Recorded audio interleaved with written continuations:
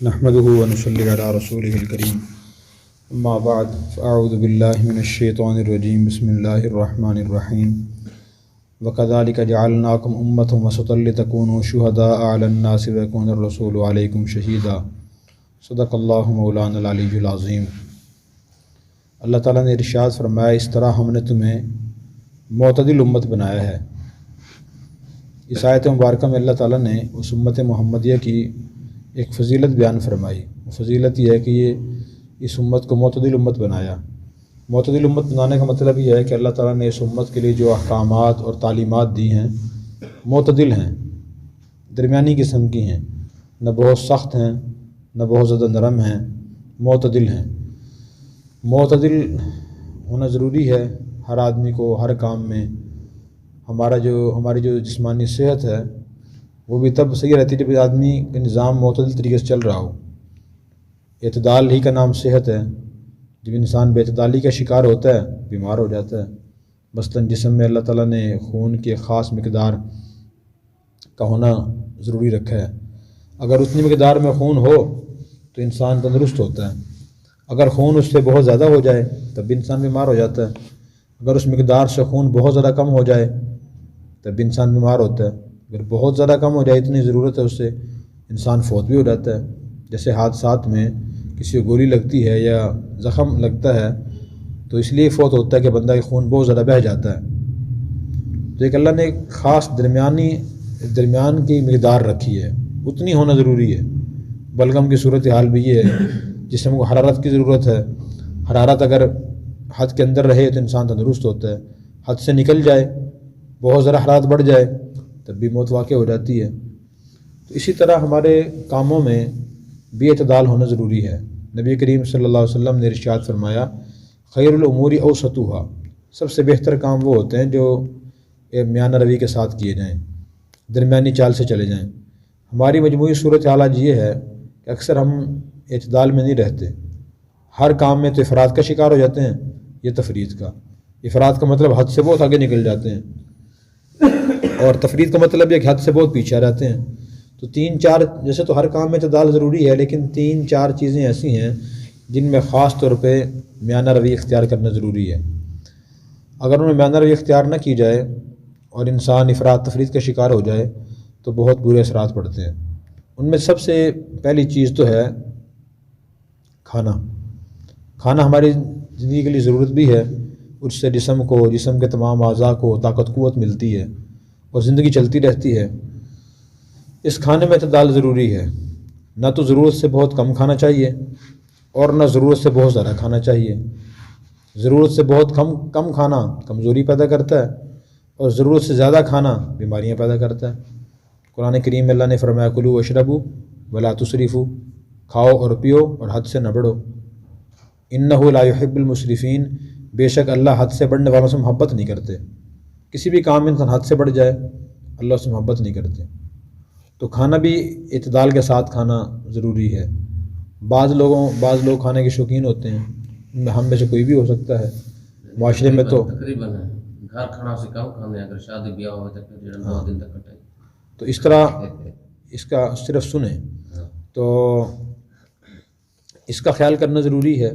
جس شخص نے جذبات اور خواہشات کو کنٹرول پا لیا تو اس کے لیے زندگی گزارنا آسان ہے اور وہ کامیاب زندگی گزارے گا۔ اور جو شخص اپنے جذبات پہ کنٹرول نہیں رکھتا، جذبات بات کہنے سے متعلق ہوں، کھانا کھانے سے متعلق ہوں، یا کوئی بھی کام کرنے سے متعلق ہوں، فیصلہ کرنے سے متعلق ہوں، تو آدمی ناکام ہوگا۔ اس لیے نبی کریم صلی اللہ علیہ وسلم نے ایک اور حدیث میں اس کی وضاحت فرمائی، آتی کل بدن ما عودتا، کہ بدن کو، جسم کو اتنی مقدار دو تم نے جتنی کا اس کو عادی بنا لیا ہے۔ وہ عادت مختلف ہے، ایک آدمی کی جسمانی مشقت کم ہے، وہ کام کم کرتا ہے، اس کا دماغی کام زیادہ ہے، اسے کھانے کی ضرورت کم پیش آتی ہے۔ اسے مثلاً 1 روٹی اگر وہ کھا لیتا ہے اسے کافی ہو جاتی ہے، اب اس کے لیے 2 کھانا حد سے بڑھنا ہے اور اس کے لیے منع ہے شرعی لحاظ سے بھی۔ دوسرا آدمی ہے اسے بھوک ایک وقت میں 2 روٹی کھانے کی ہوتی ہے، تو اس کے لیے 2 روٹی کھانا ضروری ہے، اس کی عادت 2 روٹی کھانے کی ہے۔ اگر وہ اس سے بہت زیادہ کھا لیتا ہے تو بیماری پیدا ہوگی۔ تو یہ بھی اس کا بھی خیال کرنا ضروری ہے۔ جن لوگوں کو ان باتوں کا علم نہیں سمجھتے تو اللہ کی نعمتیں ہیں، تو اللہ کا رزق ہے، جتنا کسی میں لکھو تو بندہ اتنا ہی کھاتا ہے، نہیں ایسا نہیں ہے۔ اللہ تعالیٰ نے ہمیں اختیار دیا ہوا ہے اور ہمیں یہ بھی بتایا کہ یہ دنیا کی ساری چیزیں رکھی ہیں اور یہ ساری نعمتیں نہ آپ کے لیے نقصان دہ ہیں نہ ساری آپ کے لیے فائدہ مند ہیں۔ کچھ چیزیں آپ کے لیے فائدہ مند ہیں، کچھ نقصان دہ ہیں۔ پھر جو چیز فائدہ مند ہیں ان کی ایک مخصوص مقدار آپ کے لیے فائدہ مند ہے اور اس سے زیادہ نقصان دہ ہے۔ تو اللہ نے اس کے لیے علم اتارا ہے، علم شریعت ہے، علم طب ہے، میڈیکل کا علم ہے اور اپنا مشاہدہ ہے۔ عقل اللہ تعالیٰ نے عطا فرمائی ہے کہ انسان خود سوچے کتنی مقدار میرے لیے مفید ہوتی ہے، کتنی میرے لیے نقصان دہ ہوتی ہے۔ تو ان باتوں کا خیال کرتے ہوئے اگر ہم کھانے پینے میں اعتدال کا خیال کریں گے تو انشاءاللہ ہماری جو یہ بیماری والی پریشانیاں ہیں کافی حد تک کنٹرول ہو جائیں گی۔ اس میں اعتدال ضروری ہے۔ نبی کریم صلی اللہ علیہ وسلم بھی کھانا اعتدال کے ساتھ کھایا کرتے تھے۔ ایک تو کھانے پینے والا مسئلہ ہے، جو چیز نقصان دہ ہو وہ کھانا بھی حد سے بڑھنا ہے، اور جیسے آدمی خدا نخواستہ شراب پینے سے گناہ گار ہوتا ہے، اسی طرح جو آدمی نقصان دہ چیز کھاتا ہے وہ بھی گناہ گار ہوتا ہے۔ جس سے معلوم ہے مجھے فلاں چیز نقصان دیتی ہے پھر بھی استعمال کرتا ہے، تو وہ صرف یہ نہیں کہ نامناسب کام کر رہا ہے بلکہ گناہ کام کر رہا ہے اور وہ اس آیت کی خلاف ورزی کر رہا ہے اور اسے گناہ بھی ہوگا۔ نبی کریم صلی اللہ علیہ وسلم کے زمانے میں مدینہ طیبہ میں ایک بادشاہ نے ایک حکیم کو بھیجا کہ آپ وہاں جا کر مسلمانوں کا علاج کرنا۔ وہ حکیم کافی عرصہ مدینہ میں رہے، ان کے پاس بہت کم لوگ علاج کے لیے گئے، تو انہوں نے آگے حضور سے پوچھا کہ یا رسول اللہ کے مدینہ کے لوگ بیمار نہیں ہوتے یا علاج نہیں کراتے؟ میرے پاس تو بہت کم لوگ علاج کے لیے آتے ہیں۔ تو آپ نے ارشاد فرمایا کہ یہ لوگ بیمار تو ہوتے ہیں لیکن بہت کم بیمار ہوتے ہیں، اور اس کی وجہ یہ ہے ان کے اندر دو اچھی عادات ہیں۔ ایک عادت تو یہ ہے کہ جب تک انہیں سچی بھوک نہ لگے یہ کھانا نہیں کھاتے۔ نمبر دو، جب یہ کھانا کھاتے ہیں تو اچھی طرح پیٹ بھر کر سیر ہو کر نہیں کھاتے، کچھ بھوک چھوڑ کر کھاتے ہیں۔ اس نے کہا کہ واقعی جس آدمی کی یہ روٹین ہوگی وہ تو کم ہی بیمار ہوگا۔ تو آج اس سمے جو بیماریاں ہمارے پیدا ہوتی ہیں، بیماری کس چیز کا نام ہے؟ کوئی چیز بڑھ جاتی ہے، کوئی چیز بہت کم ہو جاتی ہے، حرارت بڑھ جاتی ہے۔ مثلاً آج کل زیادہ لوگ گرم چیزیں بذرا پسند کرتے ہیں، بڑا گوشت اور تلی ہوئی چیزیں، برائلر تلا ہوا ہو، اور اس طرح تیز مسالے والی چیزیں، چاول بہت زیادہ پسند کیے جاتے ہیں، اور لوگ اس میں اعتدال میں نہیں رہتے۔ اس وجہ سے بھی معدے خراب ہو جاتے ہیں، بیماریاں پیدا ہوتی ہیں۔ اس لیے بیماری بھی اللہ بھیجتے ہیں، لیکن اللہ تعالیٰ بیماری کب بھیجتے ہیں؟ جب بندہ بے احتیاطی کرتا ہے۔ جب بندہ بے احتیاطی کرتا ہے پھر اللہ بیماری بھیجتے ہیں۔ یہ نہیں کہ انسان قانون قدرت و فطر کے مطابق صحیح صحیح چیزیں استعمال کر رہا ہو، اللہ تعالیٰ سے بندے کو بیمار کر دیں، ایسا نہیں ہوتا۔ اور بیماری بندے کی طرف سے ہوتی ہے بے اعتدالی کی وجہ سے۔ قرآن کریم میں اللہ نے ابراہیم علیہ السلام کی بات بیان فرمائی ہے، انہوں نے فرمایا وَإِذَا مَرِضْتُ فَهُوَ يَشْفِينِ، جب میں بیمار ہوتا ہوں تو وہ شفا دیتا ہے۔ بیمار میں ہوتا ہوں اور شفا وہ دیتا ہے۔ شفا کی نسبت اللہ کی طرف کی اور بیماری کی نسبت اپنی طرف، کہ میں بیمار ہوتا ہوں۔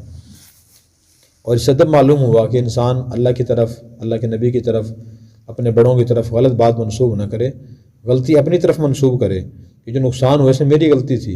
یہ نہیں کہ ابا جی کی غلطی تھی، بڑے بھائی کی غلطی تھی، استاد کی غلطی تھی جی، تو اگر ہو پھر بھی ادب کے خلاف ہے، اللہ کوشش کریں کہ تو منسوب نہ کریں۔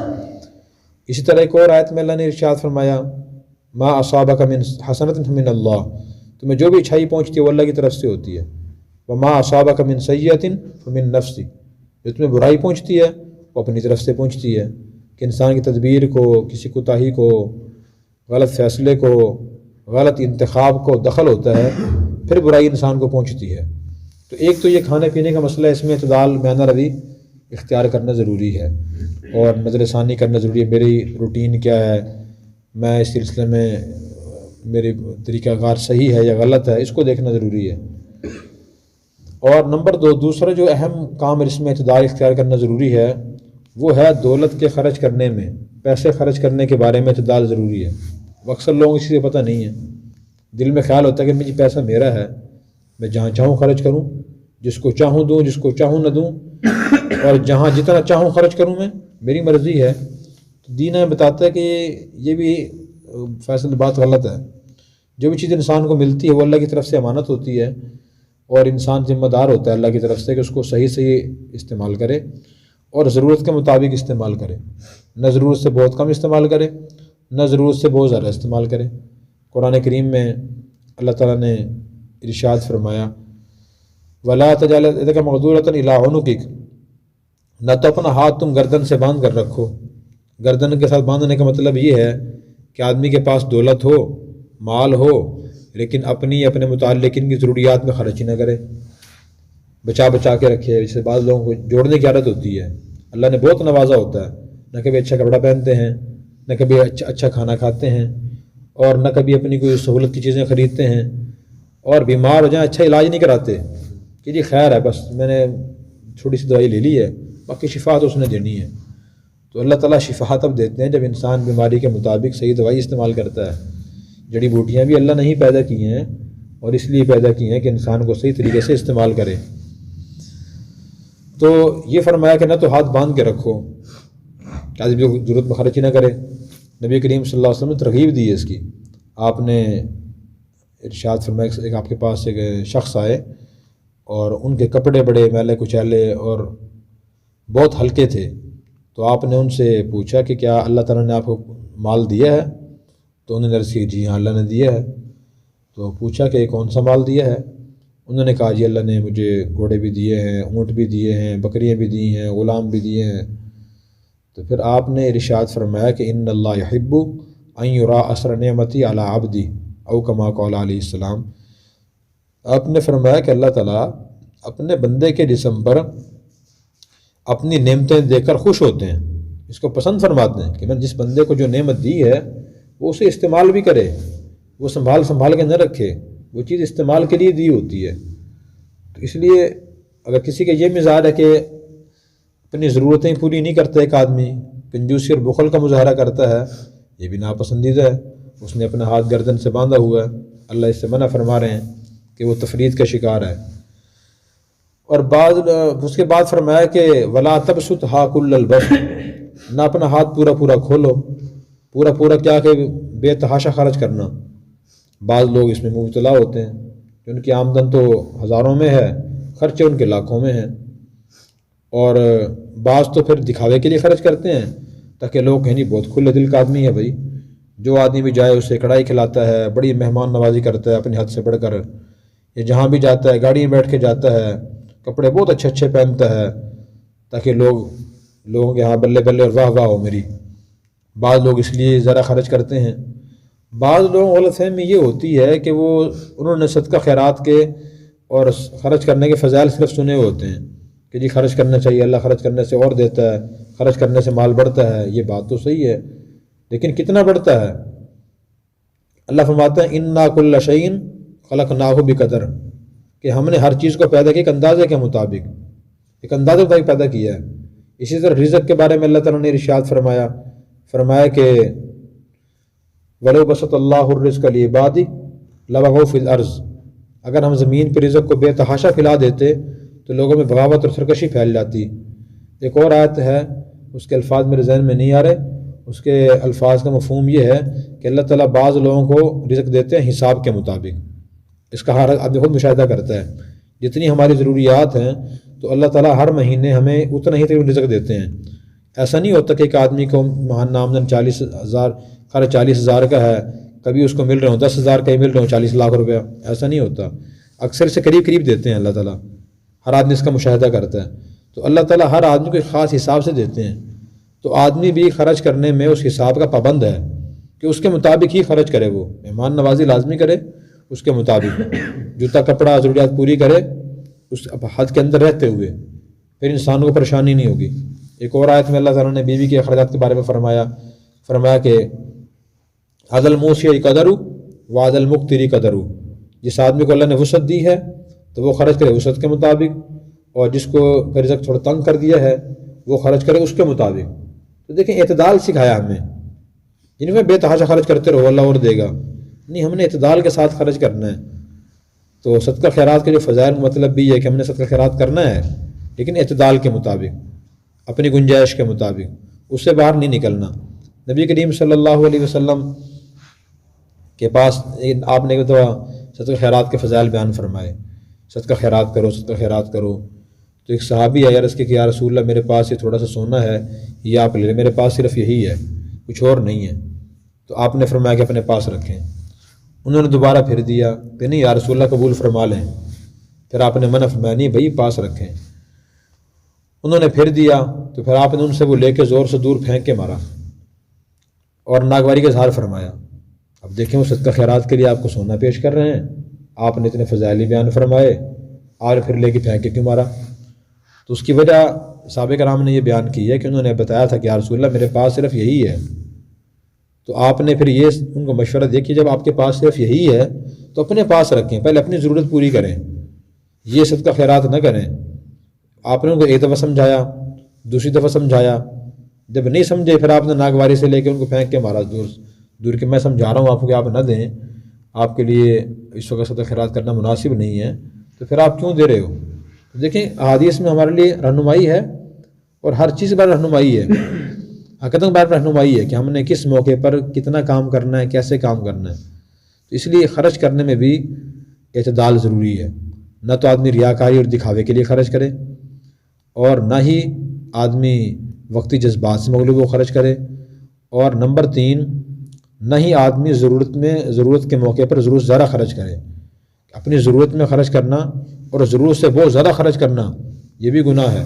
قرآن کریم میں سورہ بنی اسرائیل میں اللہ تعالیٰ نے ارشاد فرمایا وَآتِ ذَا الْقُرْبَىٰ حَقَّهُ کہ رشتہ دار کو بھی اس کا حق دو۔ اس کا حق کیا ہے؟ وقتاً فوقتاً ملاقات کرنا، خیریت دریافت کرنا، اگر وہ تنگ دست ہے تو صرف زبانی کلامی حال حوال نہ پوچھنا، تھوڑی امداد بھی کرنا اس کی، یہ اصل اس کا حق ہے۔ والمسکین وابن السبیل مسکین کو بھی اس کا حق دو۔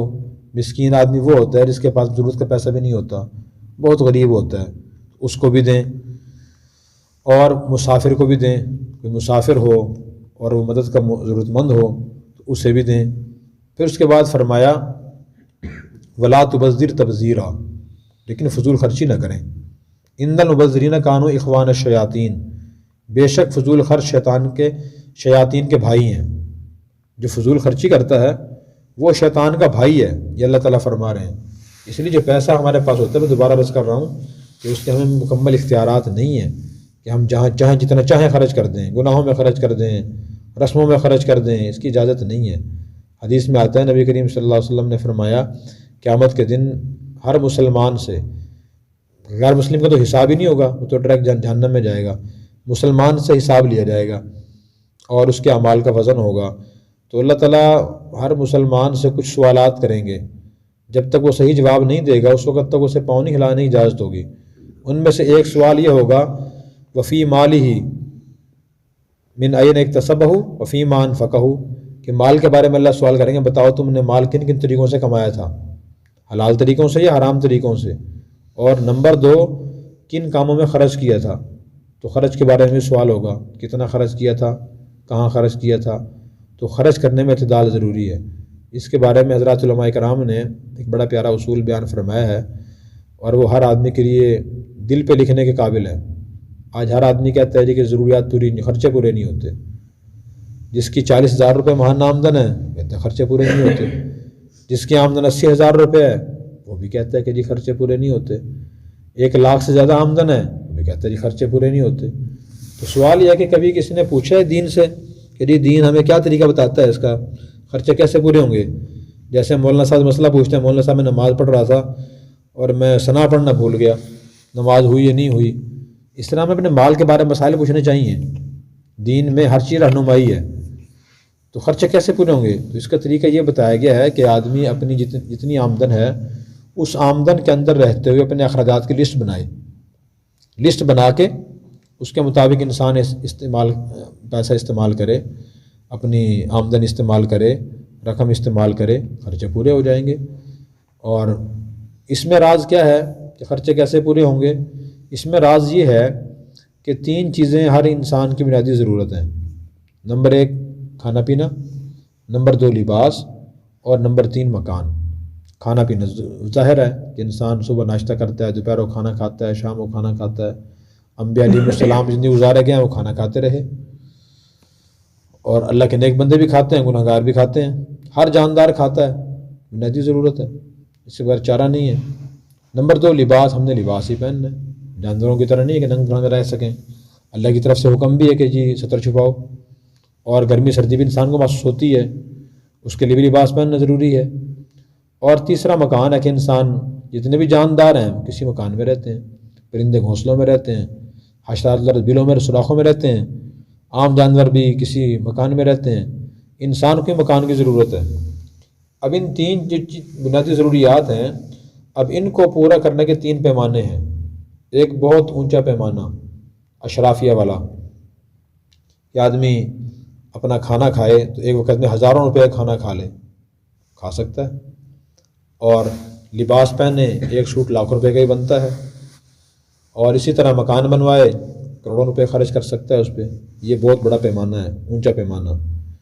اور درمیانہ یہ ہے کہ انسان درمیانہ کھانا کھائے، درمیانہ لباس پہنے، درمیانہ مکان بنا لے، گاڈر ٹی آر یا کرایہ کا مکان بھی انسان کے پاس ہو تو اس کے مکان کے فوائد حاصل ہو جاتے ہیں اسے۔ اور تیسرا ایک بہت نیچے والا درجہ ہر چیز میں، ضرورت کا درجہ۔ ایک آدمی کو بھوک لگی ہے، کھانے کے لیے پیسے نہیں ہیں، وہ 2-3 گاجریں کھا لے تو بھوک ختم ہو جائے گی اسے، جو بھوک کی وجہ سے پریشانی ہو رہی تھی وہ ختم ہو جائے گی۔ تو یہ 3 پیمانے اللہ نے رکھے ہیں، تو آدمی اپنی استطاعت کے مطابق اپنی ضروریات کو اگر ان کے مطابق پورا کرے گا، لسٹ بنائے گا، اسے کبھی یہ شکایت نہیں ہوگی کہ جی میں اخراجات پورے نہیں ہوتے۔ تو مال خرچ کرنے کے بارے میں بھی اعتدال ضروری ہے، اس میں اسراف، فضول خرچی، نام و نمود دکھاوے کے لیے خرچ کرنا۔ بہت سے لوگوں کو اس لیے بھی خرچے کی تنگی پیش آتی ہے کہ بلکہ بہت اکثر لوگوں کا ذہن یہی ہے کہ جی میں لوگوں میں نمایاں نظر آؤں، سب بھائیوں سے میں نمایاں نظر آؤں، لوگ یہ سمجھیں کہ یہ سب بھائیوں سے زیادہ خوشحال ہے، اپنے خاندان سے زیادہ خوشحال یہ ہے۔ تو یہ غلط نظریہ ہے۔ جو آدمی اس نیت سے دولت اپنی ذات پہ خرچ کرتا ہے، بے شک وہ ضروریات میں ہی خرچ کرتا ہے، وہ اللہ کے ہاں گنہگار ہے۔ نبی کریم صلی اللہ علیہ وسلم نے ارشاد فرمایا، من لبس ثوب شہرۃ البسہ اللہ ثوب ذلۃ یوم القیامہ، او کما قال علیہ السلام، کہ جو شخص دنیا میں شہرت اور دکھاوے کی نیت سے لباس پہنے گا، کپڑے پہنے گا، اللہ اس کو قیامت کے دن ذلت کا لباس پہنائیں گے۔ اس لیے اس نظریے کی اصلاح ضروری ہے۔ یہ غلط خیال لوگوں کو بڑا تباہ و برباد کر رہا ہے۔ ایک آدمی کی اتنی آمدن نہیں ہوتی لیکن وہ ہر جگہ کار میں بیٹھ کے جاتا ہے، ہر شادی میں پہنچتا ہے، ہر جگہ پہنچا ہوا ہوتا ہے وہ، اور کپڑے بڑے قیمتی پہنتا ہے۔ مجھے لوگ ملتے ہیں ایسے جی کہ میرے پاس 10 موبائل رکھے ہیں، کیوں لے لیے بھائی آپ نے؟ بس جی گزر رہے تھے، دل پسند آیا میں نے موبائل لے لیا۔ کوئی کہتا ہے جی میرے پاس ہزاروں روپے گھڑیاں رکھی ہیں، جی آپ نے کیوں گھڑیاں اتنی لے لی؟ بس جی وہاں سے گزر رہے پسند آئی ہم نے لے لی، وہاں سے گزر رہے پسند آئی وہ بھی لے لی ہم نے۔ کپڑے رکھے ہیں بے تحاشا جو استعمال نہیں ہوتے، بھائی کیوں لے لیے؟ اچھے لگے بس لے لیے بھائی، اللہ نے پیسے دی کس لیے دیے؟ استعمال کے لیے دیے نا، بس ہم نے لے لیے۔ بھائی استعمال کے لیے دیے ہیں لیکن اعتدال کے ساتھ استعمال کے لیے دیے ہیں، ضرورت کے مطابق استعمال کے لیے دیے ہیں، اس لیے نہیں دیے کہ جی جہاں چاہے جتنا چاہیں آپ خرچ کر دیں۔ اس بارے میں نبی کریم صلی اللہ علیہ وسلم کو دیکھیں، آپ نے جو اپنی ضروریات پوری فرمائی ہیں وہ اعتدال کے ساتھ پوری فرمائی ہیں۔ جس چیز کی ضرورت نہ ہو اس میں پیسے ہی پیسہ لگا دینا اور اسے گھر میں رکھنا، یہ بھی درست نہیں ہے۔ اس لیے ہمیں اعتدال کے ساتھ جتنی ضرورت ہو اگر اس کے مطابق ہم خرچ کریں گے لسٹ بنا کر، تو کبھی یہ شکایت نہیں ہوگی کہ جی ہمیں اخراجات پورے نہیں ہوتے۔ تو دوسری چیز جس میں فضول خرچی منع ہے اور اعتدال میانہ روی ضروری ہے، وہ خرچ کرنا ہے۔ نبی کریم صلی اللہ علیہ وسلم نے ارشاد فرمایا، الاقتصاد فی النفقۃ نصف المعیشہ، کہ خرچ میں درمیانی چال چلنا، میانہ روی اختیار کرنا آدھی معیشت ہے۔ کہ جو آدمی اس بارے میں میانہ روی اختیار کرے خرچ کرنے میں تو اس کے آدھے معاشی مسائل ٹھیک ہو جائیں گے۔ اسی طرح آپ نے ارشاد فرمایا، ما عال من اقتصد، کہ جو آدمی میانہ روی سے اور درمیانی چال سے خرچ کرتا ہے کبھی غریب نہیں ہوتا، وہ کبھی غریب نہیں ہوتا۔ غریب تب ہوتا ہے اکثر آدمی جب محنت نہیں کرتا، صحیح طریقے سے رزق حلال حاصل کرنے کی کوشش نہیں کرتا، کوشش تو کرتا ہے لیکن خرچ اس سے بہت زیادہ کرتا ہے، تو وہ آدمی غریب ہوتا ہے۔ تو اس کا خیال کرنا ضروری ہے خرچ کرنے کے بارے میں، ہر چیز کے بارے میں۔ اللہ تعالیٰ نے ہمیں جو اولاد دی ہے، گھر والے دیے ہیں، تو ان کے بارے میں انسان کی بڑی جذبات اور بعض لوگوں کی خواہشات ہوتی ہیں، میرے کو اچھے سے اچھا کھلاؤں، اچھے سے اچھا پہناؤں، لیکن اس کے مطابق جتنا اللہ نے دولت عطا فرمائی ہو اسی کے ہم مکلف ہیں، اتنی تعلیم دلائیں، اس میں اچھا کرنے کی کوشش کریں، کنجوسی نہیں کرنی چاہیے لیکن اپنی استطاعت کے مطابق۔ اللہ تعالیٰ نے ایک اور آیت میں فرمایا، لا یکلف اللہ نفسا الا وسعها، کہ اللہ تعالیٰ نے ہر آدمی کو اس کی طاقت کے مطابق ہی ذمہ دار بنایا ہے، جتنی اس کی طاقت، جسمانی طاقت ہے، مالی طاقت ہے، معاشی طاقت ہے، اس طاقت ذمہ دار ہے۔ تو دوسری چیز یہ جسے میانہ روی اختیار کرنا ضروری ہے۔ اور تیسری چیز تعلقات ہیں، تعلقات میں میانہ روی اختیار کرنا ضروری ہے۔ اس میں بھی اکثر لوگ خیال نہیں کرتے، جس سے محبت یا دوستی ہو جائے حدیں کراس کر جاتے ہیں، اور جس سے کوئی ناگواری ہو جائے، نفرت دشمنی ہو جائے، حدیں کراس کر دیتے ہیں، دنیا بھر کے سارے الزامات لگا دیتے ہیں اس پہ، وہ شرابی بھی ہے، زانی بھی ہے، افرادی بھی ہے، بے دین بھی ہے، بے ایمان بھی ہے، پتہ نہیں مسلمان بھی ہے یا نہیں ہے، جتنے بھی الزامات ذہن میں سارے لگا دیتے ہیں۔ تو یہ بھی غلط طریقہ ہے۔ نبی کریم صلی اللہ علیہ وسلم نے ارشاد فرمایا، احبب حبیبک ہونما، بڑی پیاری حدیث ہے کہ اس سے دوستی کرو آہستہ آہستہ، دھیرے دھیرے، عسیٰ ان یکون بغیضک یوما ما، وہ کسی دن تمہارا دشمنی بن سکتا ہے۔ اس میں تو دوستی میں اعتدال ضروری ہے۔ تم نے دوستی میں اعتدال نہ رکھا اور اسے سارا راز بتا دیا، اپنے کمزوریاں بتا دی، تو کل دشمن بن گیا، پریشانیاں مسائل پیدا کرے گا۔ پھر فرمایا ابغض بغیضک ہونما، تم اپنے کسی دشمن سے دشمنی بھی آہستہ آہستہ کرو، عسیٰ ان یکون حبیبک یوما ما، وہ تمہارا کسی دن دوستی بن سکتا ہے۔ اگر تمہاری دشمنی پہلے تھی اور تم نے دنیا بھر سارے اس پہ جھوٹے الزام لگا دیے، اس کو بدنام کیا، شرمندہ کیا، ہر جگہ پریشان کیا، اور بعد میں دوستی ہو گئی، تو آدمی کس منہ سے ساتھ بیٹھے گا؟ بیٹھ سکتا ہے؟ شرم آئے گی، اور کبھی اس کے دل میں عزت پیدا نہیں ہوگی، تو بہت گندا آدمی ہے، اس معمولی سے اختلاف ہوا تھا اور اس نے میری ماں بہن ایک کر دی اور ہر جگہ مجھے بدنام پریشان کیا ہے، چلو مل لیں اس سے، لیکن آدمی بہت نامناسب ہے یہ، کیونکہ آدمی نے تعارف کرایا ہوا ہے نا، تو اس لیے کسی دشمنی ہو، سیاسی، مذہبی، خدا نہ خواستہ، خاندانی ہو، کوئی اور ہو، اس میں آدمی اعتدال کا راستہ اختیار کرے، اس میں بے اعتدالی کا راستہ اختیار نہ کرے۔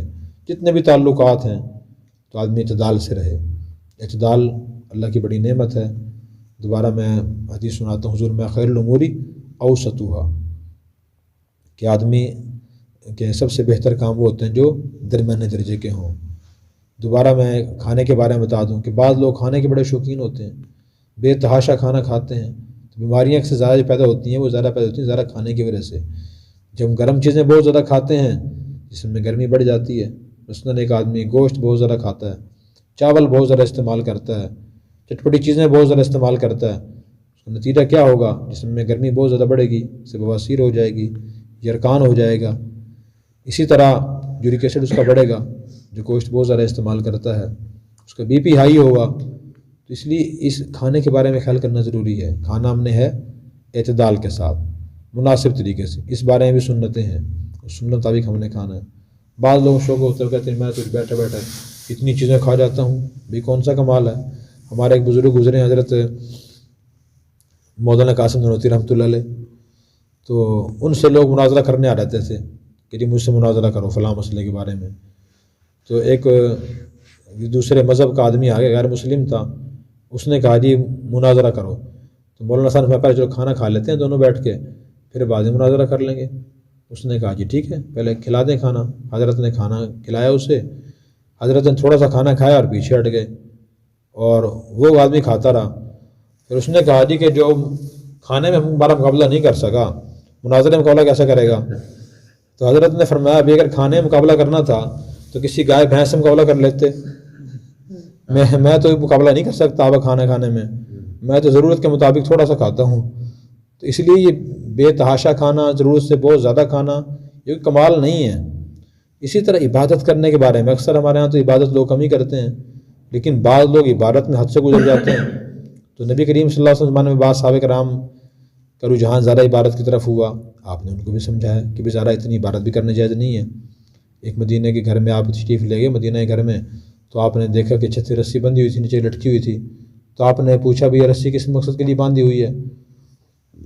بتایا کہ یا رسول اللہ ہمارے گھر کی ایک خاتون رات کو عبادت کرتی ہیں، اور عبادت شروع کرنے سے پہلے وہ رسی سر کے بالوں سے باندھ لیتی ہیں تاکہ اگر نیند آئے تو جھٹکا لگ کر آنکھ کھل جائے اور وقت عبادت میں گزرے، نیند میں ضائع نہ ہو۔ بظاہر بڑا پیارا جذبہ تھا، لیکن حد سے گزرا ہوا تھا نا، تو آپ نے منع فرما دیا، فرمایا کہ نہیں، یہ غلط طریقہ ہے۔ جب تک چستی کے ساتھ نشاط سے عبادت کرنے کی توفیق کو عبادت کرو، اور جب نیند کا غلبہ ہو تو نیند بھی کرو، اس لیے کہ نیند ایک فطری تقاضا ہے، اللہ نے جسم میں رکھا ہے، جسم کے لیے ضروری مفید ہے، اس کو پورا کرو۔ اگر تم ایسا نہیں کرو گے تو ہو سکتا ہے تم نیند کے غلبے میں اللہ کی رضامندی کی بات کہنا چاہو اور ناراضگی کی بات نکل جائے۔ کتنی پیاری بات فرمائی ہے آپ نے۔ اسی طرح چند صحابہ کرام نے عبادت کے فضائل سن کر آپ سے عرض کیا کہ یا رسول اللہ آئندہ ہم نکاح نہیں کریں گے، فرمایا غلط ہے، میں نکاح بھی کرتا ہوں اور عبادت بھی کرتا ہوں۔ اسی طرح ایک صحابی نے کہا میں آئندہ کبھی روزہ نہیں چھوڑوں گا، پورا سال روزہ رکھوں گا میں، روزے کے بڑے فوائد ہیں، فرمایا کہ نہیں بھائی میں روزہ رکھتا بھی ہوں چھوڑتا بھی ہوں، یہ تو غلط طریقہ ہے۔ رمضان کے روزے تو ضروری ہیں، باقی عام پورے سال میں 3 دن ہر ماہ روزہ رکھنا سنت ہے، آدمی اس کی کوشش کرے، اور اس سے بہت زیادہ بڑھ کر روزانہ روزہ رکھنا جسم میں کمزوری پیدا ہو جائے، اپنے آدمی دین دنیا کام بھی صحیح نہ کر سکے، اس سے آپ نے منع فرمایا۔ اسی طرح ایک شخص نے کہا میں رات کو اندر سارا جا کر عبادت کروں گا، میں کبھی پورا رات آرام نہیں کروں گا، آپ نے فرمایا کہ نہیں، کم ونم، عبادت بھی کرو آرام بھی کرو، میں عبادت بھی کرتا ہوں آرام بھی کرتا ہوں۔ تو اس لیے آپ نے ایک نے کہا میں کبھی نکاح نہیں کروں گا، فرمایا کہ میں عبادت بھی کرتا ہوں اور میں نکاح بھی کرتا ہوں، النکاح من سنتی فمن رغب عن سنتی فلیس منی، جو خطبہ نکاح میں حدیث پڑھی جاتی ہے یہ، تو یہ اس موقع فرمائی آپ نے کہ نکاح کرنا میرا طریقہ ہے، جو نکاح نہیں کرتا تو وہ اس کا مجھ سے خاص تعلق نہیں ہے۔ تو دیکھیں آپ نے اعتدال سکھایا ہر کام میں، ہم تعلقات میں، خرچ کرنے میں، عبادت کرنے میں، اور اسی طرح پہلی چیز کیا تھی کھانے پینے میں، کھانے میں پینے میں اعتدال کا راستہ اختیار کریں، جو چیز موافق ہے وہ استعمال کریں، جتنی مقدار موافق ہے وہ استعمال کریں، اور جو چیز نقصان دہ ہے یا ذرا مقدار میں نقصان دہ ہوتی ہے تو وہ سنت سمجھ کے اللہ کی نعمت سمجھ کے استعمال کرنا ٹھیک نہیں ہے۔ ایک دفعہ علی اللہ آپ کے ساتھ تھے، آپ صلی اللہ علیہ وسلم کھجوریں کھانا شروع کی، حضرت علی نے شروع کر دی تو آپ نے فرمایا کہ علی تم نہ کھاؤ، میری آنکھیں خراب ہیں، میری آنکھیں ٹھیک ہو جائیں تم پھر کھجوریں کھانا، دیکھو منع فرما دیا، یہ نہیں فرمایا کہ بسم اللہ پڑھے کھا لیں۔ آج آپ کے یہ دوست اگر احتیاط بھی کرتا ہے تو اس سے ہم کہتے ہیں نہیں کچھ نہیں ہوتا، بس آپ بسم اللہ پڑھے کھا لیں، اللہ مالک ہے، اللہ خیر کرے گا۔ تو یہ ایسے جس چیز کو جس بندے کو نقصان دیتی ہے اس کو ایسے نہیں کہنا چاہیے، کہنا چاہیے اگر آپ کے لیے مفید ہے، نقصان دہ تو آپ استعمال کر لیں، اگر نقصان دہ ہے پھر مجبور نہیں کرتے آپ کو لازمی کھائیں آپ، یہ صحیح بات ہے اور یہ صحیح طریقہ ہے، یہ دین کی تعلیم ہے۔ علماء نے یہ لکھا ہے کہ جو چیز بندے کو نقصان دے اس سے پرہیز کرنا واجب ہے، اگر وہ نہیں پرہیز کرتا اور چیز استعمال کرتا رہتا ہے تو یہ جسم ہمارا جو اللہ کی شرکاری مشینری ہے اس کو ڈیمیج کر رہا ہے، نقصان دے رہا ہے، اس کو وہ گنہگار ہوگا۔ جیسے کہ آدمی خدا نہ خواستہ اپنی انگلی کاٹنا شروع کر دے، سب لوگوں سے بیوقوف کہیں گے بھائی انگلی کیوں ضائع کر رہے ہو، کیا ضرورت پیش آئی انگلی کاٹنے کی۔ اسی طرح کہ آدمی معدے کو خراب کر رہا ہے، اگر یہ اور چیز یا ضرور سے ذرا جاگ رہا ہے، نیند پوری نہیں کرتا تو بھی اس اعتدال سے نکلا ہوا ہے۔ نبی کریم صلی اللہ علیہ وسلم نیند کے بارے میں فرمایا لا تفریط فی النوم، کہ نیند میں کمی کرنا جائز نہیں ہے، جتنا میڈیکل کے لحاظ سے اور اپنے جسم کو نیند کی ضرورت ہے اتنا نیند پوری کرنا ضروری ہے، حدیث بتا رہی ہے۔ بعض لوگ کہتے ہیں نہیں فلاں تو جی سوتے ہی رات کو، اتنے اللہ کے ولی تھے، میں نبی پاک صلی اللہ علیہ وسلم خود آرام فرمایا کرتے تھے، آپ سے بڑے ولی کون ہو سکتے ہیں، آپ خود آرام فرمایا کرتے تھے۔ جو فطری تقاضے ہیں ان سے جنگ کرنے کا نام دین نہیں ہے، ان کو اعتدال کے ساتھ پورا کرنے کا نام دین ہے۔ آج ہی بہت سے لوگ اس لیے بیمار رہتے ہیں کہ ان کی نیند پوری نہیں ہوتی، رات کو کافی دیر تک جاگتے رہتے ہیں اور نیند پوری نہیں ہوتی۔ تو اعتدال کے ساتھ نیند پوری کرنا بھی ضروری ہے، اعتدال سے کھانا کھانا بھی ضروری ہے، اعتدال سے خرچ کرنا بھی ضروری ہے۔ اللہ تبارک و تعالی مجھے اور آپ کو اپنی زندگی کے تمام کام میانہ روی اور اعتدال کے ساتھ کرنے کی توفیق عطا فرمائے۔ وآخر دعوانا ان الحمدللہ رب العالمین۔ دعا فرمائے۔ الحمدللہ رب العالمین والصلاة والسلام علی سید الانبیاء والمرسلین وعلی آلہ واصحابہ اجمعین۔ ربنا آتنا من لدنک رحمہ وہیئ لنا من امرنا رشدا۔ اللہم انا نسألک تمام العافیہ ونسألک دوام العافیہ ونسألک الشکر علی العافیہ ونسألک الغنی عن الناس۔ اے اللہ ہمیں دین سے محبت نصیب فرما، نبی کریم صلی اللہ علیہ وسلم کی تعلیمات کو پہچان کر اخلاص سے نیت سے عمل کرنے کی توفیق عطا فرما، زندگی کا ہر کام میانہ روی اور اعتدال کے ساتھ کرنے کی توفیق عطا فرما۔ اے اللہ ہمیں اپنے اخلاق کو درست کرنے کی توفیق عطا فرما، اچھے اخلاق اپنانے کی توفیق عطا فرما، حاضرین کی اور پوری امت کی تمام مشکلات کو آسان فرما، تمام جائز حالات اور ضروریات اپنے غیب کے خزانوں سے پوری فرما۔ اے اللہ مرتدم تک ہمیں دین اسلام پر استقامت عطا فرما، مرتے وقت کلمہ طیبہ نصیب فرما۔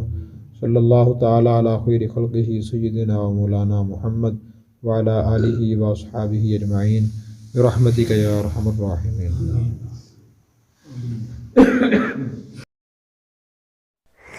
Subscribe now and press the bell icon. Never miss an update.